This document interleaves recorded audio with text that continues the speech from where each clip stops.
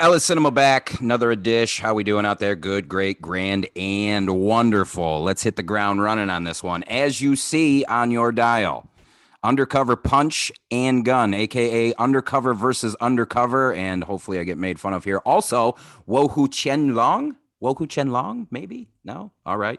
It's a Well Go release that's actually a Hiya original that's you can stream on the app Hiya right now. I think it's only like $2.99 a month to get that subscription.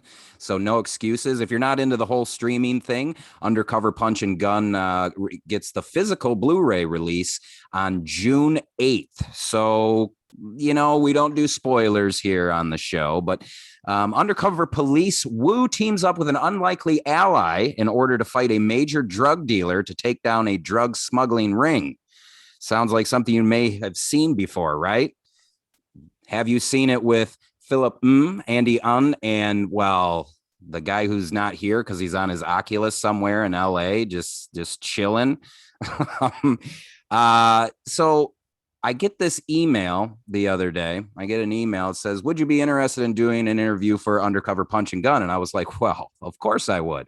Of course I would. Any chance I can get to interview, to talk about a action film from the East, I'm going to do it. And that's all the email said. And I just, I responded back, of course I will. And then they told me who I was going to be talking to. And I started to get the shakes. A little bit, like, oh my gosh, these guys you have been a fan of for almost 20 years, like going back to one Fatal Contact, Black Mass 2, like we're going way back, almost 20 years. So joining the Ellis Cinema podcast for the first time, Philip and Andy Un. How are we doing today, fellas? All the way from Hong Kong. One's in the Hollywood Hills, one's in the Chicago side. How are we doing today, gentlemen? Doing great. How you doing? I am doing well. Well, the sun's down here. The sun down is down here. Andy, yourself?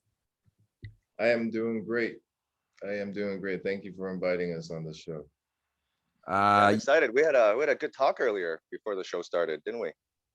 Yeah, we did. We just kind of we roasted Van for a little bit. We roasted. Yeah, I mean, I don't know what he's doing. I don't know what he's doing either, but and that's all right. We can roll with it. And then if he comes on later, I mean, we just gotta both barrels. We just gotta unleash on him. Yeah.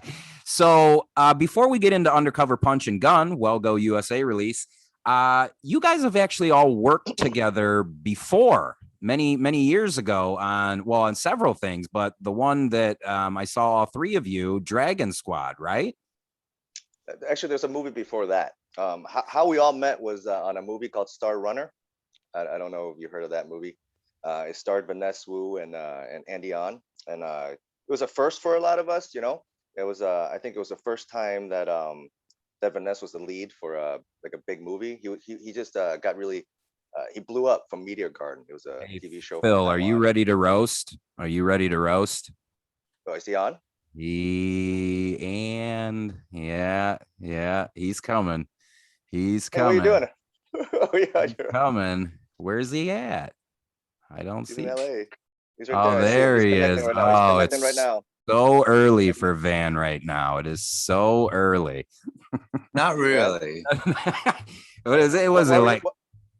Why were you late? 18 minutes, man. We're just curious. I all of a sudden came home and was grabbing dinner with my dad, and then I realized Oculus came on. The Oculus was calling. Yeah, I realized. Wait, there's something I need to do today. I looked for you. I'm like, where's Van? Where's Van? Yeah. Well, we actually, Van. So I'm Sean. I'm the host of this dumb podcast. We were just talking that you guys all worked with each other before on Star Runner, right? That's what it was called. Right. Star Runner. Right, Star Runner, which actually is what it was the first movie that I did and Philip did, and which I think was pretty cool. Yeah. It was a first for a lot. There was a big first for everybody. I mean, especially for Andy. It was the first time he won a newcomer award. In the Hong Kong, like the Hong Kong Oscars. I guess you only won that once.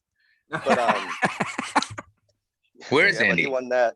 Andy's right there. Okay, you gotta swipe your phone to the side. Oh, there he is. I'm here. What up, man? Thanks for reminding me, Andy. I texted Oh him. my God, you forgot. Jeez. It's Ah, not you that I son of a forgot. gun. I went No, but shooting. how would?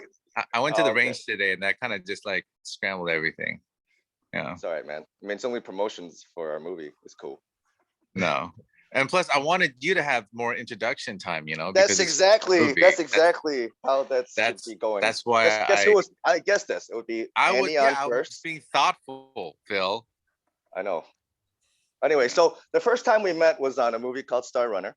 Vanness just blew up from this TV show called Meteor Garden, and it was in this boy band, the first boy band ever in the whole world, F4. F4. F4. Yeah. F4. F4. I was a big fan. Actually, I didn't know who he was, but I was one of the it was my first gig as an assistant choreographer, and it was kind of a first for everybody. And then I didn't know any of the etiquettes on set. I didn't know anything. So, but one thing I did know though, I had a good chance to meet these two guys because I spoke English and I was in charge of training these people. And he didn't really need training, but I kind of pretended to train him for a little bit. And Vanness needed to look like a Wing Chun master and a Hong Kong master. So basically, I And a hung out with him every kickboxer. day, and a kickboxer. And I hung out with him every day. And then, yeah, I went to his hotel, ate all his food, and swam in his pool. The director came and caught us messing around instead of training. A lot of funny stories. Oh, so now you guys all join forces again with Undercover Punch and Gun, Undercover versus Undercover. So I guess we can just go down the line here. We can start with Andy. I'm gonna make you start. How did you become involved in the project? We'll start there, and we'll just kind of do a round robin. How did I get involved? Why are you laughing, man? Because go ahead, Andy. I'll say it. Right. Andy, go ahead. Oh, you gonna say it? No. You go ahead. How'd you get involved? Phil called me or messaged me or what? I think we've been talking about this movie for like 20 years, right? Started. Phil, yeah, when we did Star Runner, Phil used to, maybe in the future we can do a movie together, and then it took like 15 years to happen, but whatever, it happened, and it was great. And then when he told us he was producing this movie, we just basically just all like, all right, we're going. That's it. And what about you, Phil? Like, was this? I want to hear Van say something. Okay. First. I want to see why he's laughing.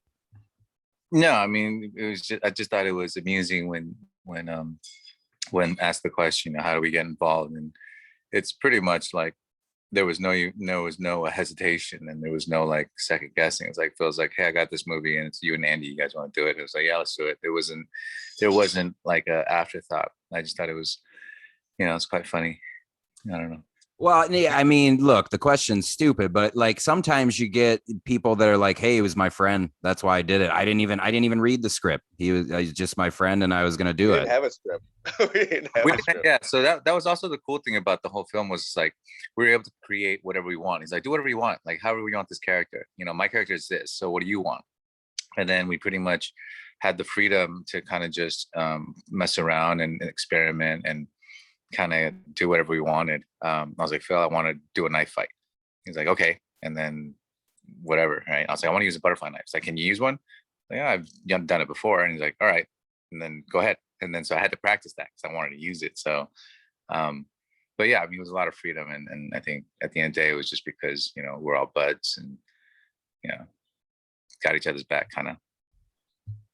Perfect. Man, I'm tearing up actually. I thought you were gonna rip on me, but that was great. No, I mean like these are my brothers. These guys are my family, right? Because like in this business and in any business or anything, it's very rare that you find somebody that you can completely trust and you've known from the beginning of your career. And these are the two guys that are like that. I mean, we're like godfathers to this guy's children, So like, I mean, if Vanness says like I'm producing a movie, Phil, come in and do it. We didn't ask. And if Andy says, look, I got something you guys can help me with, and we just do it. So that's how we are. So when did you guys all said yes, and there was no script. When does the script come into play throughout the 15 years? When does the script happen? Well, basically we just, we're like how do you say this? Like we knew what we wanted. We wanted like some kind of homage to the 80s and 90s. You know, we wanted that because those are the movies that we always talk about. Those are the movies that kind of influenced us because it was our generation. You know, Jackie Chan. You know, the Donnie Yen, that whole era. So we wanted to do something as an homage to that. We knew that, but then like the producing a product, especially back then, for me was very difficult.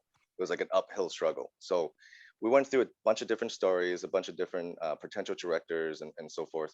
But later on, at the end, we landed with Loy Gun Lam, Philip Loy, and Frankie Tam, two directors on the project. And they're also before they've been. This is the first time they've been directing, but they're very prolific script writers. If you, I'm sure you've heard of them. A lot of the movies that are playing in Asia right now are written by either them, one of them. So they were the ones in charge of creating the story for us.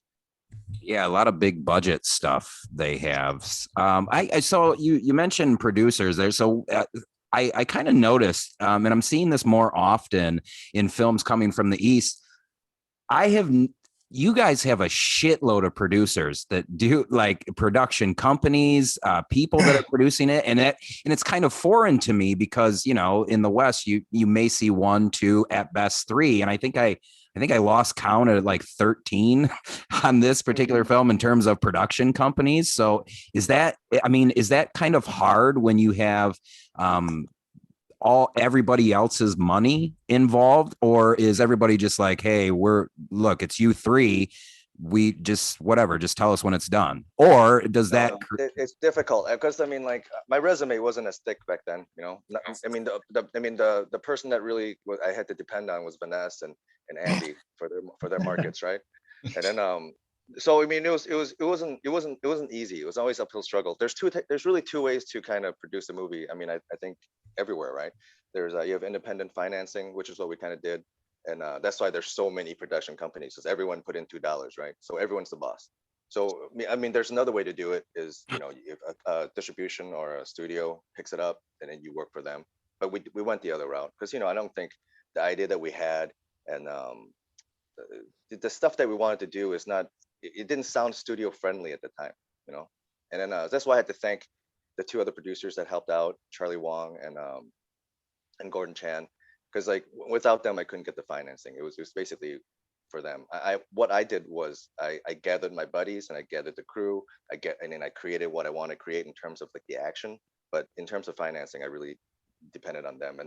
But for that kind of project, they needed to get independent financing. That's why there's so many credits in the credit. Yeah, and I sometimes when you watch films like that, you can definitely see that the product struggles a little bit. Definitely not here, but I can think of a few films in the past couple years where you're just like, oh man, like I can only imagine, you know, the boardroom, people just arguing, no, we're gonna do this because that's my portion of, you know, I'm the one putting $1 million into this, so on and so forth. And I'll just be straightforward with you. You know, this is a no horse shit podcast. When I saw all of the production companies, I went, oh no, fellas, what's going to happen here? And blown away. In fact, I thought the execution of the product was, it took me off guard because I didn't really know how I was going to receive it. Like I said in the beginning. So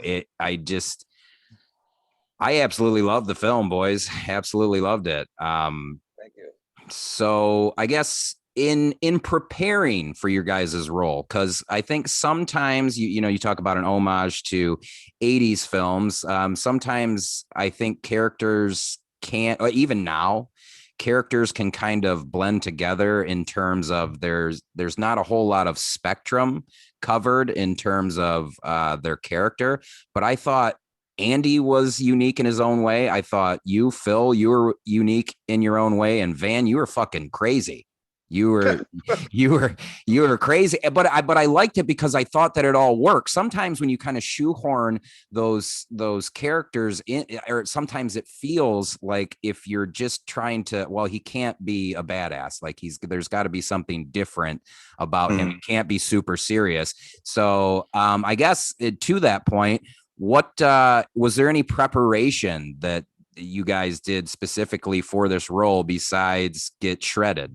Van, we can start with you. Like, because you're batshit in this. You had me laughing, dude. You had me laughing in this. Oh man, it makes me so happy to hear you say that. Yeah, I mean, it really was just kind of like, you know, You being in dancing that. as you're cooking the meth when you were dancing. Yeah. As you were, I just dying laughing. For me, it was pretty much an opportunity to just, you know, mess around and goof off and do characters that I don't get that much opportunities to mess around with. So yeah, it feels like what would your character do right now? That's what Phil always say. What would your character do right now? Like, what would he do? And then it's like off the top of the head kind of thing.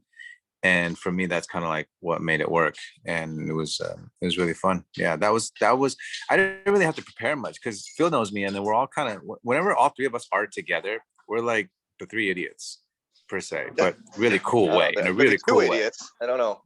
In a really cool way. Like I think we're cool as shit, you know.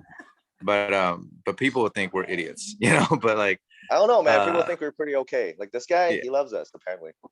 Apparently. No, I mean, like you weren't on because you were too busy fucking around with your Oculus. But I was just telling him, like, dude, 20 years, like I've been following you guys. I mean, the other day, I think I was just playing your music there for a while, Van. Well, I had to shut it off. You know, it was getting a little too lovey for me, so I had to bounce it back a little bit there. But what about you, Phil? Any preparations for this role? Because I thought, you know, much different from Van. I thought you and Andy were very patient. In fact, I would argue I saw a lot of just time put into the acting craft when I was watching you two. Whereas, you know, maybe we go back to, say, Fatal Contact and it's not there, or Black Mass 2, whatever, but it's not there. I thought just the patience. I think that's one of the biggest things that actors kind of overlook is just how comfortable you are in the role. And I thought you two, and especially you, Phil, you're wearing a lot of hats. You're an action director on this piece. And it doesn't look that you're completely overwhelmed. Anyway. Okay.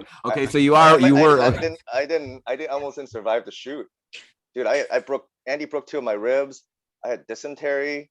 I was gonna die. I don't know if you saw, like, I got skinnier and skinnier and skinnier as the movie progressed. But how did I prepare acting wise? Let's go back to your question. You know, I hate it. I freaking hate it when people like say like, oh, action kung fu actors don't act, you know, we just do kung fu. That's not true. I mean, you know, like if you can't make the audience care about your character, your fights mean nothing. I can just go to YouTube and watch people perform, you know.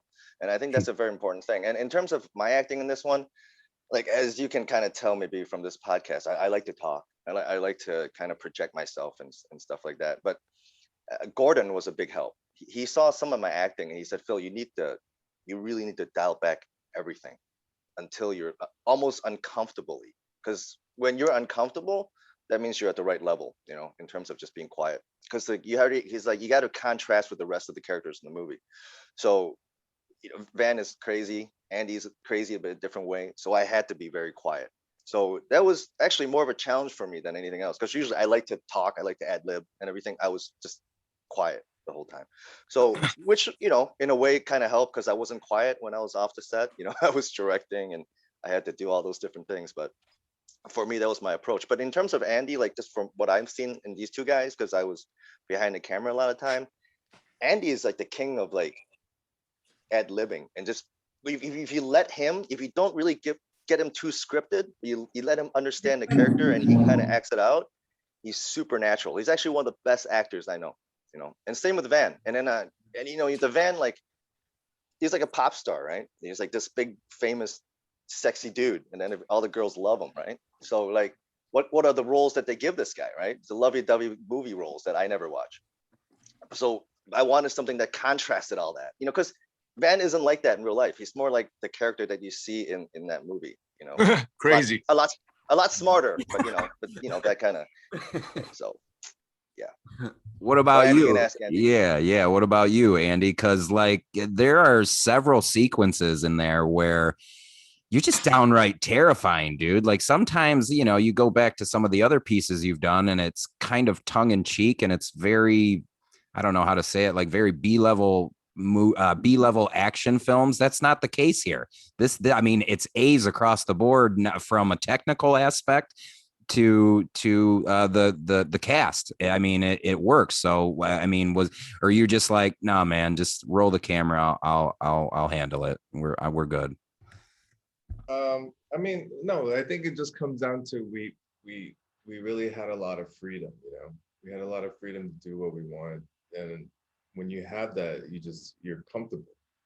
You're comfortable with a lot of things you're gonna have to do. And then to be honest, I thought I was just cruising on this film because it was just fun, you know. It was like, you know, anything that I wanted to do, or if I had an idea, I can just tell Phil, hey, how about we run it this way, or you I was know. afraid to tell him no. I'd be like, yeah, you can do whatever you want, Andy. You can do whatever you want, man. No, I'm just kidding. He was all, like all his ideas are great. All his ideas are great. well, you know, I try my No, best. you were funny. I mean, you're great. You scared me too on the set. I was like, oh, who's this guy? I don't want to fight him. Don't break my ribs. And you did. You broke 2 of them. That's what it was. That was just, you know, it sounded like working. It was more like, you know, I'm hanging out with my buddies, right? We're on the set, just doing stuff, and it was fun. It was like the most one of the most fun projects I've done, without a doubt. Well, so what about so we got some broken ribs. Do we have some other great stories from on set that Oh, can I tell about Philip's head got split your open. wife? wait, what happened? I heard wife Your head wife, split. and you heard, yeah. Well, Andy wasn't married yet, but then his current wife, his wife now, is that how you say it? Current wife, Is his only wife. it's all, how I've been speaking Cantonese too long. It's difficult for me to transfer my thoughts. Anyways, she was in the movie too. So wait, so were you married while the shoot was going on, or did this come after the fact? It was after, but then It was like, I think we were engaged for like almost 3 years. 'Cause- but it was all due to like work and scheduling, and then but we had a baby coming during that movie, so yeah. So, but no one knew about it. No one knew about it. So there's a stunt. I was gonna say, I wanted to see if Andy would say something before I say anything. But there's a stunt where she had to fall down. Like she gets, has to fall down, and they're like, oh, they gave her like a mat and everything. I was very insistent. No, she cannot fall. She cannot fall. No one knew why. They just realized, wow, Phil's being a dick today. I'm a dick every day. So you get used to Yeah, it. you were. Hey, shut up. Shut up. But anyways, yeah, and that's a story. Well, Then Andy broke congratulations. my rib. Okay, yes, and yeah. Have you healed yet? It doesn't sound like your heart is healed. It sounds like the ribs may have, but your heart is. Mentally, I fear him. I don't let him do that kick ever again. When did principal photography begin on this film? Because you know what, that's another thing too. I can't stand. I don't think Van heard, but I was trying to do my best learning on the fly of Mandarin on YouTube, which that was a terrible idea because there's a lot of conflicting answers on the YouTube. But hey, I tried. So as I'm researching this, like it's very hard for some films. This one in particular, like if you go to IMDb right now, there's a third of the crew that's listed, whereas like you go to the credits on the actual film and it's just like where is all this stuff in terms of research. But I saw 2019, is that true, or was it before that? Because it seems like this film may have been out for quite a while, at least on the east as opposed to the west. It was principal photography came before then, but the movie was released in Asia in 2019. But we shot it in like 2004, 15, 14. Yeah, we shot it around that time. Oh.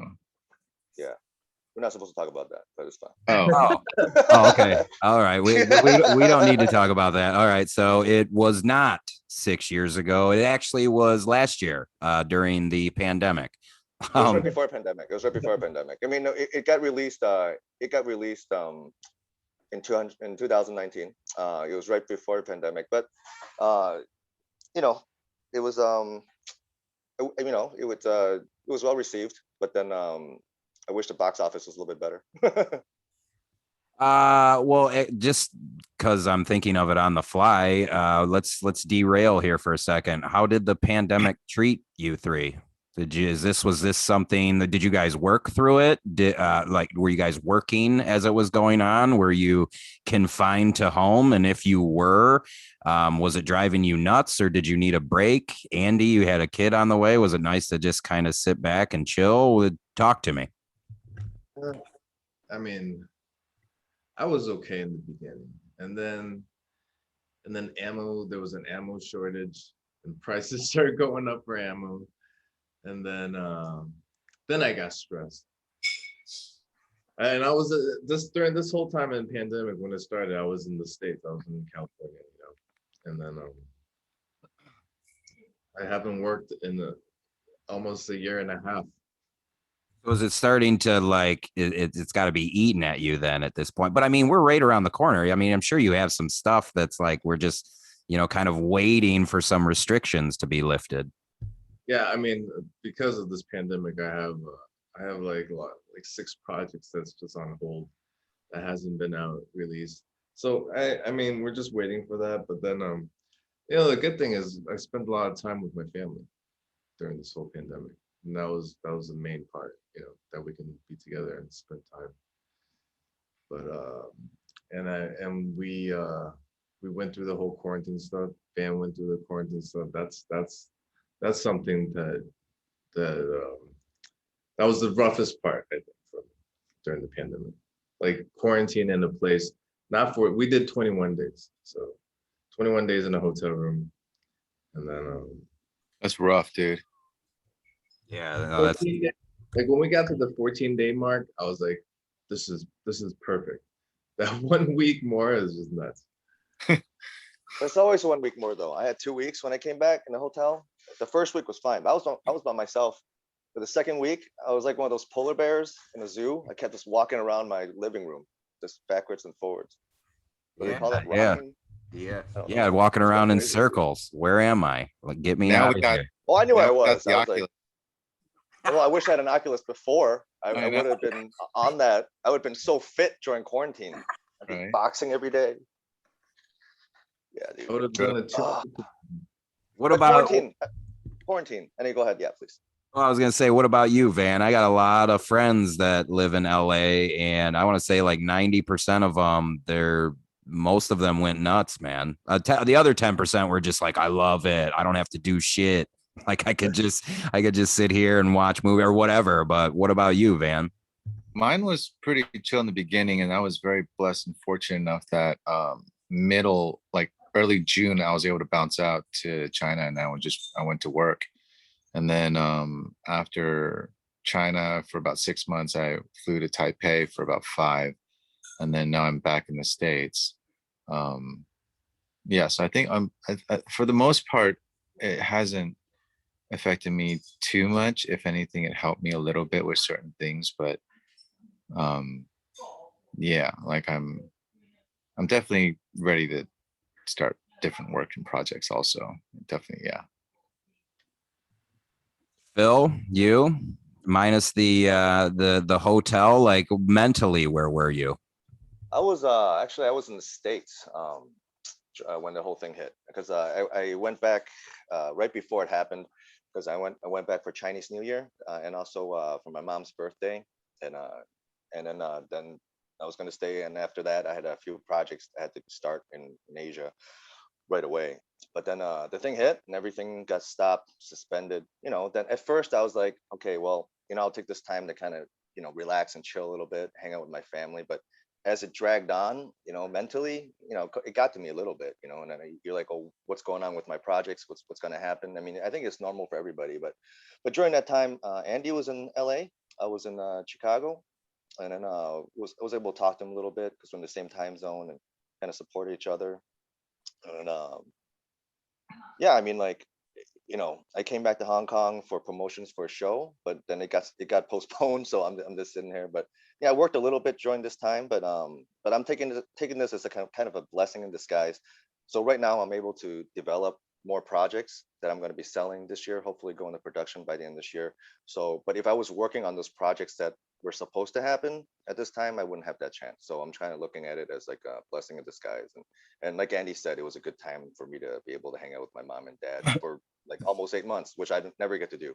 And I got to be at the Kung Fu school and teach my students, which never happens. But after a certain amount of time, we had to close down our school too for a little bit, which was difficult because rent is expensive, but I'm sure a lot of people are going through a lot worse. So yeah. Well, so let's kind of stick with the hard, and we'll go back to Undercover Punch and Gun. What were some of the hardest sequences with, again, let's try to keep it as spoiler free as possible. Not only as an actor, so I want to end on the actor, because like you said, Phil, like I do agree with you. I think there's this idea that like all he can do is kick and punch, and there's no emotion up here to sell it, which I think is horseshit. So we'll start with the physicality. What was probably one of the toughest scenes that you did, the three of you did, from a physical standpoint?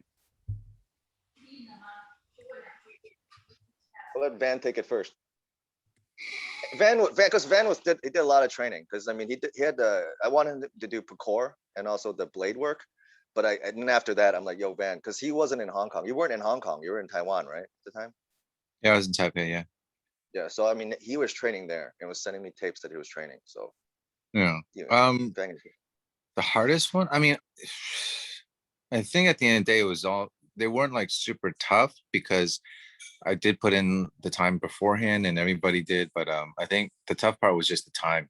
It felt like if we had a little bit more time to shoot certain things, it could be, you probably felt a little bit better. But for the most part, like, yeah, I mean, I really, really just enjoyed every minute of it, because for me, it was just like, I get the opportunity to learn like a lot more different things that I want to learn before.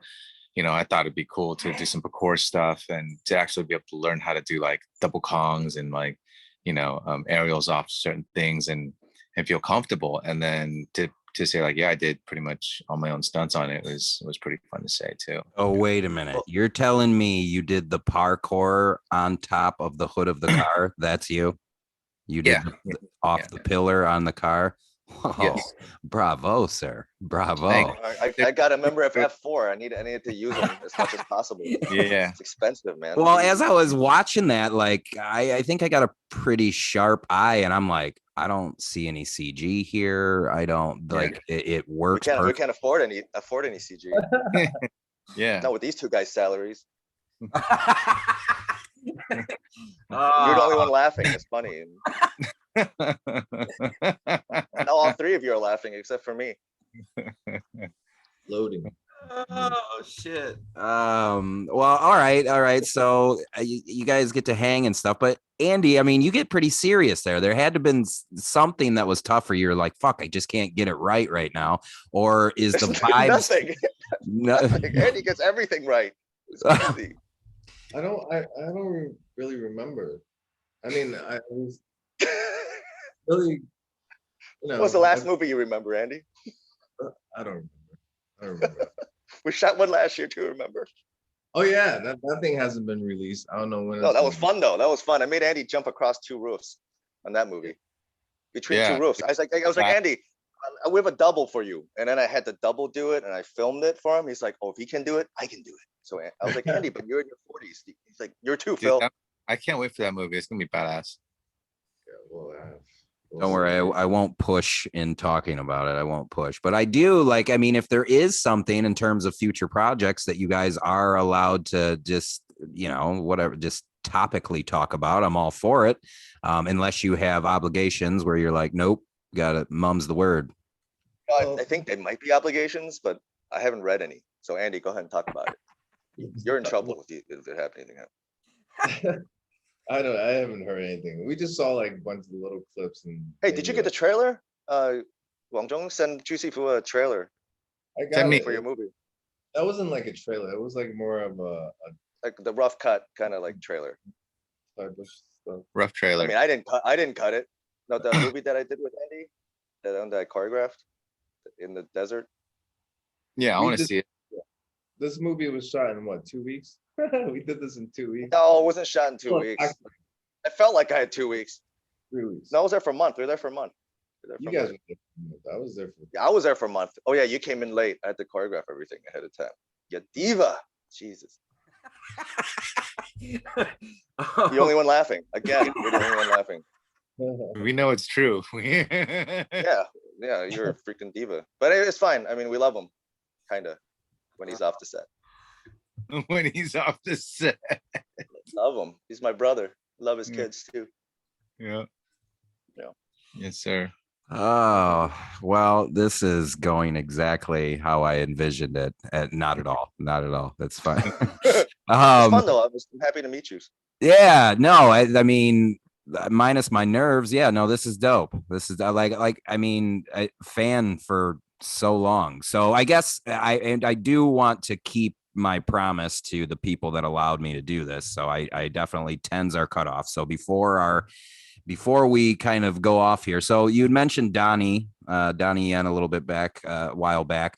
And obviously he's came out recently and said he's not doing, kung fu or really action films. So he says anymore. And then you have like the flip side where you have Keanu Reeves, who says he'll play John Wick until they put him in the ground, as long as the fans want to see it. So I guess I ask you guys, if you're comfortable answering, which side of the fence, if at all, are you on? Because you guys have been doing it so long. And I know that it's just human nature. You may get burnt out, or you're just, you're kind of tired of it. And I know it's kind of a tricky question because you don't want to like bash anything or bash the possible future. But is it like, are you guys like, hey, we're just gonna, because I mean, obviously you guys had fun on this one, so it's probably different in talking about filming with your friends as opposed to just some other director that you're not familiar with, so on and so forth.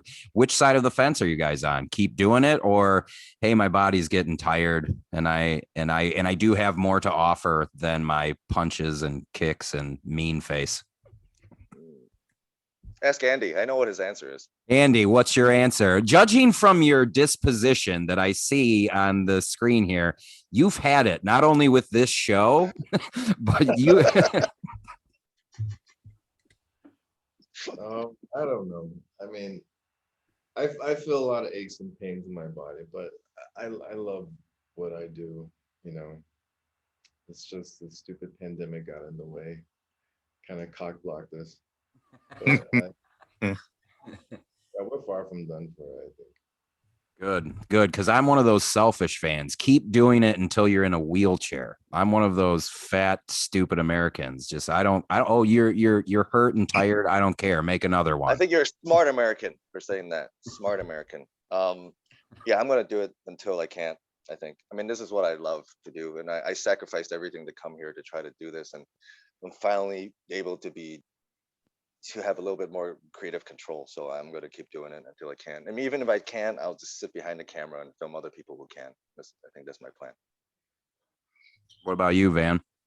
Well, I mean, that's all I have to offer is like punch and kicks.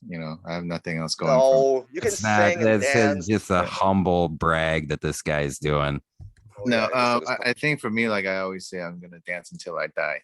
Dance until I die. And the same thing. I'm gonna just keep working until I feel like, yeah, I'm done enough or whatever. But I feel like I'm far from it. I feel like we all are, and there's so many things that we still want to do and capable of doing. So it's just, and we love it. I mean, we all flew to Asia, pursued a dream with pockets, full of dreams. But and then we all met each other. So yeah. Well, back to me being a fat, stupid fan. Could you guys do another one together? Like maybe the three of you get back on, because I thought. I can. Go ahead, Phil. Like every project I develop has one of these two guys in it, if not all three. So I mean, like if God willing, if I'm able to sell one or two of these projects, maybe you'll see us together again. I think regardless, you'll see us together again. We're waiting on you. Yeah. What's that? Van, produce something. Oh, you guys won't want to be anything I'm producing. Why? What is it? Is it dancing? Because I have no rhythm. You can tell from Beat Saber. Beat Saber. Yeah. Well, I say that I want you guys to be in the film again. Again, probably not for reasons that most people would say. When I watch you guys on Undercover Punch and Gun, and I know you guys are friends, but I don't think Friends is going to sell the film. You know, at least in terms of what you're seeing on screen. Having said that, the chemistry between all three of you, I mean, you can feel it. I don't want to blow smoke and be like, dude, just like Jaws, Dreyfus, Shaw, and Scheider, like you guys are working perfectly off of each other. But I would be lying if I said that there weren't several times throughout this film where I'm just like, they're perfect right now. All three of them are perfect, especially some of those end sequences when Phil, you've been caught, and Van, you've been caught, and Andy's controlling style. I don't want to say too much, but those sequences are great. I feel your guys' chemistry working so well off of each other. Thanks, man. Yeah. So That's sweet. Thank you.